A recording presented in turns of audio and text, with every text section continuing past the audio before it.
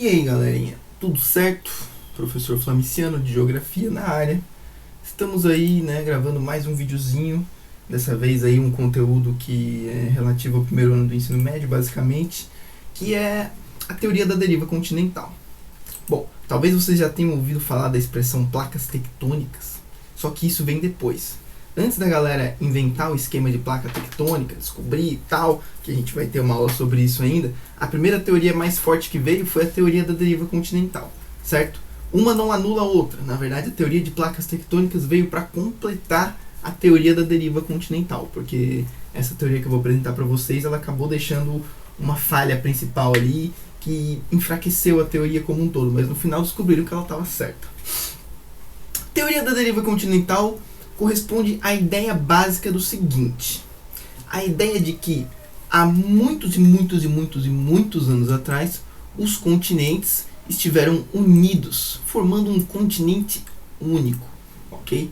O primeiro cara que teve uma ideia sobre isso, pelo menos que a gente saiba, foi esse cara aqui, ó, Abraham Ortelius, lá em 1596.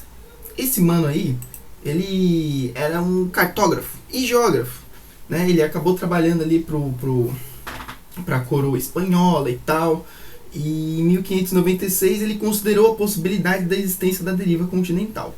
Mas ele só considerou assim, por quê? O bicho estava desenhando o mapa, né? O bicho era cartógrafo, e aí ele percebeu que os continentes, eles tinham um formato muito parecido, velho. Principalmente aqui a América do Sul e a África. Ele olhou assim e pensou, ué, uns contornos meio parecidos, né? O planeta Terra parece um quebra-cabeça, velho. Será que um dia não teve tudo junto? Mas ficou só nisso, sabe? Só nesse será que, assim. Ele olhou, viu que as coisas encaixavam e tal, e deixou por isso. O cara que veio para trabalhar isso de maneira séria mesmo depois, e realmente tentar comprovar essa teoria, foi este alemão aqui, ó. Ele lançou a teoria dele em 1913. O nome dele é Alfred Wegener. Esse cara aqui publicou uma obra chamada A Origem dos Continentes e Oceanos. E aí nessa obra ele tentou realmente trabalhar essa ideia de que os continentes eram uma coisa só e que depois se separou. O que explicaria o fato do formato deles ser meio parecidão. Bom, ó a teoria do cara. Os continentes, hoje separados por vários oceanos, estiveram unidos em uma única massa que ele chamou de Pangeia, né? Geia, terra, pan, união. União de todos os pedaços de terras, ou terra única. E essa Pangeia, ela existia entre 300 milhões de anos e 190 milhões de anos atrás. Então os continentes ficaram juntinhos ali por 110 milhões de anos e depois começaram a se separar. Aí a teoria dele dizia o seguinte, ó, 190 milhões de anos atrás, a Pangeia se separou em dois blocos grandões, a Laurásia e a Gondwana. Vamos dar uma localizada nesse rolê. Primeiro, o Alfred Wegener, tá aqui, é esse mano aqui, ó. Esse maninho aqui, ok? E esse cara, ele foi o cara que bolou essa teoria. Um alemão e tal, beleza. Tudo bem. A ideia dele era mais ou menos isso daqui, ó. Nas antigas, os continentes formavam tudo um continente único que ele chamou de Pangeia. E aí ali em 200, 190 milhões de anos começou a se separar. A parte de cima ele chamou de Laurásia e a parte de baixo ele chamou de Gondwana. Então a gente consegue perceber que pelo desenho dele, ó, Pangeia, tentando colocar o formato dos continentes hoje, né, pra gente ver mais ou menos aonde que estaria cada coisa. Olha que loucura, né? O Brasil ia ficar aqui embaixo na Gondwana. Esse bloco de baixo aqui é a Gondwana e esse bloco de cima aqui é a Laurásia. E aí, claro, teria um oceano só, né, ao redor disso tudo, um mega oceano chamado Pantalassa. Então, a Laurásia em cima, essa parte de cima aqui, ó, a Laurásia, seria formada basicamente pela América do Norte, Europa e Ásia, né? Ou o que a gente chama de Eurásia, esses dois juntos, América do Norte e Eurásia. E a Gondwana seria formada por todo o resto, América do Sul, África, Antártica, Austrália, um pedaço aqui do Oriente Médio e a Índia, que tem uma história bem específica que a gente vai ver depois no videozinho o que acontece com a Índia. Tudo bem, aí era um bloco só, depois se separou em dois blocos e depois esses dois blocos foram se separando até formar os continentes atuais, né? Então basicamente essa historinha aqui, ó, foi separandinho, ó, 135 milhões de anos atrás, 65 milhões de anos atrás, e no presente estaria mais ou menos com esse formato, né, que é o formato que a gente conhece hoje. Então todos esses blocos de terra aqui estavam um dia unidos, num bloco único chamado Pangeia. Essa era a teoria do cara. A Austrália até a Antártida estava ali junto no rolê, não sei se vocês perceberam, né? Mas a Antártida estava aqui, ó. Ó, a Antártida ali, ó. Olha que loucura. Então quer dizer, um dia a Antártida, que hoje tá lá embaixo, congeladão e tal, um dia, de acordo com a teoria desse cara, a Antártida já teve ali, ó, em contato com a África, com a Índia, com a Austrália. Ó, o Brasil coladinho na África. Muito louco, né? Tudo bem, essa foi a teoria dele. Só que você não pode simplesmente afirmar uma parada, você precisa ter argumento para defender essa teoria. Os argumentos do Alfred Wegener foram divididos em 4 tipos de argumentos, digamos assim. Primeiro argumento dele, argumento morfológico, né, de forma. Como assim forma? Forma do quê? Forma dos continentes. Ele percebeu que os continentes tinham formatos muito parecidos e que parecia que eles podiam, ó, se encaixar, né? Aí a gente tem aqui a questão da...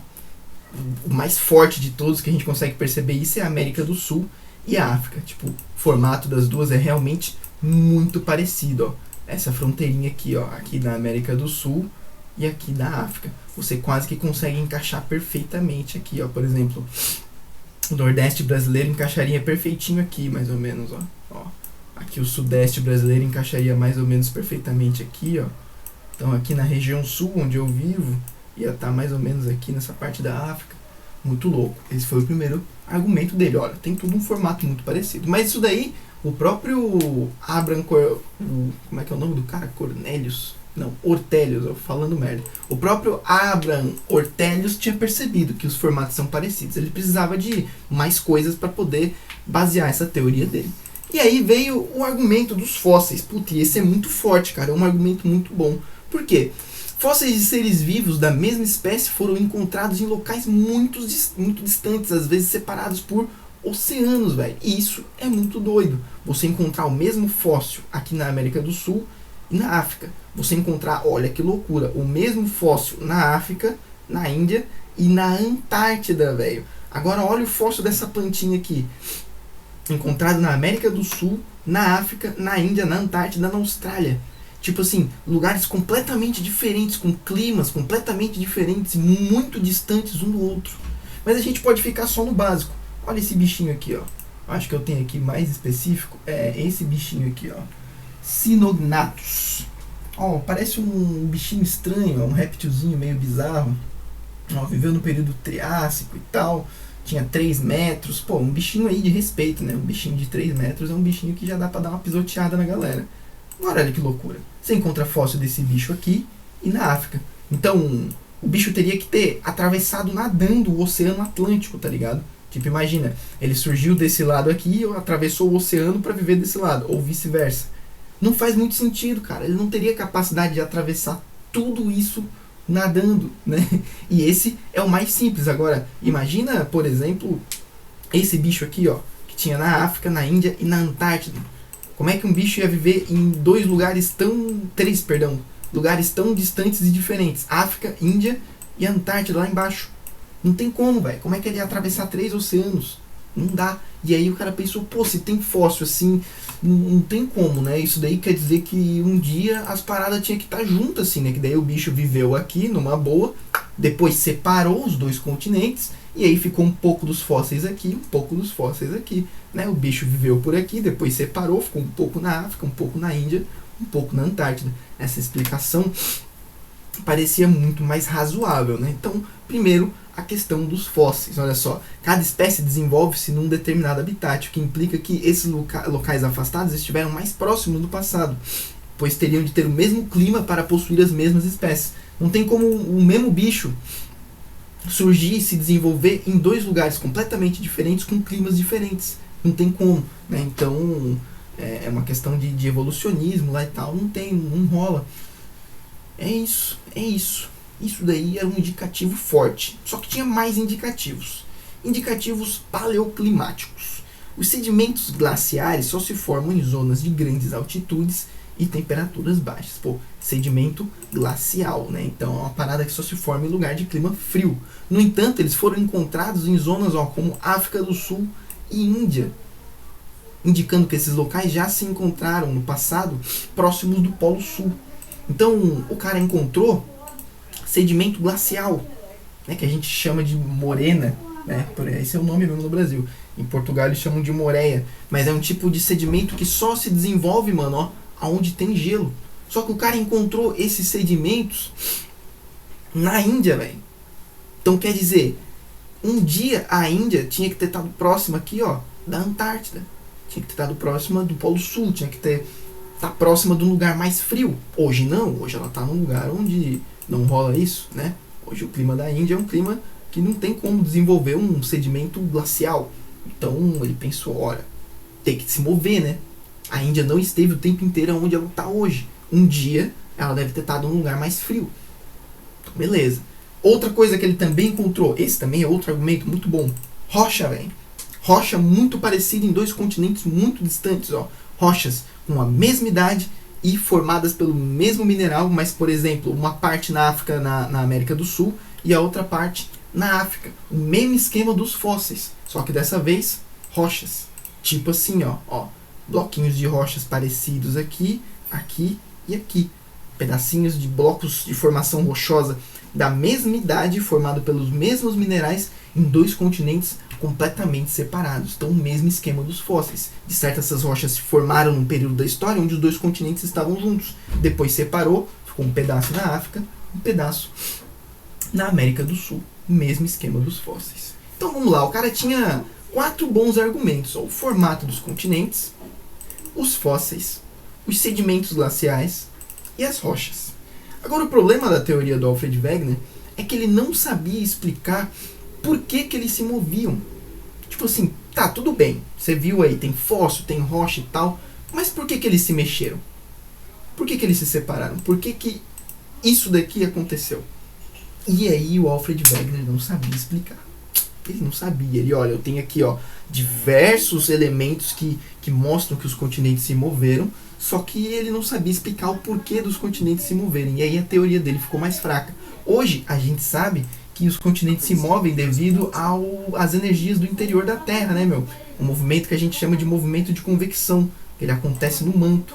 Ó, uma parada mais ou menos assim. Claro que aqui a velocidade está acelerada, mas é mais ou menos isso. O manto da Terra se move e aí a crosta em cima da Terra acaba por se mover também. Ao longo de milhares de anos, os continentes se separaram devido a essas forças internas da Terra. Mas o Alfred Wegener não sabia disso. E aí a teoria dele ficou meio pombo assim na época. Ele tinha vários elementos, mas ele não sabia comprovar como que isso aconteceu. E o Alfred Wegener, ele morreu tentando, véio, literalmente. Ele faleceu de hipotermia numa expedição para a Groenlândia, em 1930. Aí ele foi lá levar alimento, parece, para uns brother dele que estavam lá acampados, estudando. E ele descobriu mais coisas ainda, que eram mais elementos que comprovavam a teoria dele. Lá na Groenlândia ele descobriu fetos arbóreos tropicais, como se fossem vegetais que só poderiam se desenvolver em clima tropical, né? Só que ele encontrou fetos, então não chegou a crescer a árvore, só que um dia aquelas árvores estiveram ali, como se fossem fósseis também, só que de árvores tropicais. Só que hoje a Groenlândia é um lugar extremamente frio. Foi nessa ilha aqui que ele encontrou esses fetos arbóreos tropicais. Não tem como, não tem como. Quer dizer, para isso acontecer, um dia essa ilha teve em algum lugar onde o clima era, obviamente, tropical. E ele encontrou mais um elemento. Como é que vai ter feto arbóreo tropical numa ilha congelada dessa? E aí, só que foi a última coisa que ele encontrou, porque ele encontrou isso e depois, voltando de lá, ele morreu de hipotermia, né? Muito frio e tal, o cara faleceu. A teoria dele só foi comprovada 10 anos depois, em 1940. E foi sendo cada vez, digamos assim, cada vez mais comprovada, entre aspas, no decorrer das décadas, com o avanço das tecnologias. Aí descobriram as placas tectônicas, descobriram esse esquema aqui do movimento do manto e tal. E aí depois foram ver, pô, o cara realmente estava certo. Ele só descobriu a parada numa época que ele ainda não conseguia comprovar. Ele encontrou vários elementos, mas ele não conseguia provar por que os continentes se moviam. Bom, é isso daí, teoria da deriva continental. Teoria do Alfred Wegener, de que todos os continentes estavam juntos formando a Pangeia, depois se separaram em Laurásia e Gondwana, e depois se separaram nos continentes como eles são hoje. Ok? Tudo certo. E aí eu só queria dar uma executada nesse videozinho aqui, e eu vou deixar o link dele disponível para vocês, que mostra, com todos os conhecimentos que a gente tem hoje, o movimento dos continentes no decorrer dos anos. Ó. 540 milhões de anos atrás. Agora vejam, a teoria do Alfred Wegener diz que a separação começou em mais ou menos 200 e pouquinho, ok? Então a Pangeia teve ali entre 300 e 190 milhões. Então aqui está antes da Pangeia ainda. O Alfred Wegener nem sonhava com isso daqui, ele não sabia. A teoria dele é depois disso. Mas só pra gente, só por curiosidade assim, eu vou reproduzir que é rapidinho, um vídeo de 1 minutinho. 590 milhões de anos, 480, 470. E aí a vida vai seguindo, ó. Uma era glacial, rolou, acabou. A gente sabe que teve mais de uma, pelo menos 5. 300 milhões de anos, 390, 380. Vamos seguindo. Daqui a pouco a Pangeia começa a tomar forma. Mais uma era glacial. Durou bastante tempo. Ó, agora ela pegou forte. Ó, já estamos em 300. Aqui era mais ou menos a data que o Alfred Wegener imaginou que a Pangeia estava começando a se formar. Mas ainda não tá a Pangeia bonitinha pra gente ver ela bem certinho. Ó, tá quase, estamos chegando lá. Essas partes que estão em azul clarinho aqui estariam submersas no continente, só que as placas tectônicas vão se movendo, subindo, descendo, e às vezes o oceano avança ou vai para frente ou para trás. Ele avança sobre o continente ou volta, né? Então aqui seriam partes submersas. Vamos lá, 250, 240, 235. Ó, mais ou menos aqui seria a Pangeia mesmo, assim, a Pangeia que o Alfred Wegener colocou na teoria dele, ó, lá no Triássico. Então, ó, América do Sul, África, Antártida, Índia, Austrália, mas aqui ainda é Pangeia. Ó, América do Norte e Eurásia.